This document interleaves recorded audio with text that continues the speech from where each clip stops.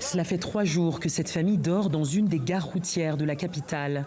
Champs, maisons, ustensiles de cuisine, Tanjet, enceinte de son 3e enfant, et son mari ont tout laissé derrière eux. Comme Tanjet, ils sont plusieurs milliers à avoir quitté le grand sud de Madagascar, frappé par la pire sécheresse depuis 10 ans. Dans leur région, il n'a quasiment pas plu depuis 1 an.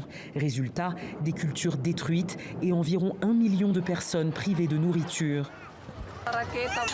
Nous donnions des cactus à manger à nos enfants car il n'y a pas de nourriture. Nous mangeons du cactus avant de dormir, nous mangeons du cactus au réveil.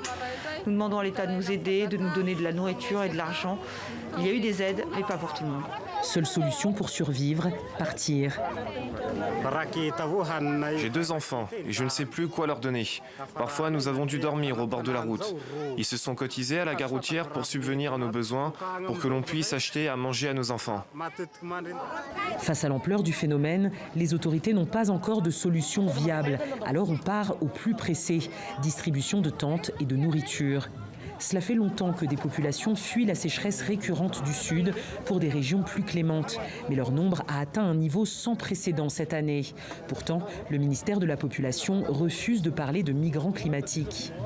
Ce ne sont pas des migrants, mais ce sont des gens qui cherchent à gagner leur vie ailleurs. La politique du ministère, c'est de les considérer simplement comme des personnes qui viennent d'autres régions et le rôle du ministère est de leur apporter une aide alimentaire.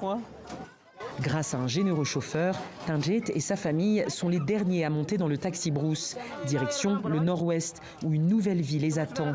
Leur objectif, gagner suffisamment d'argent pour pouvoir revenir un jour à leurs racines.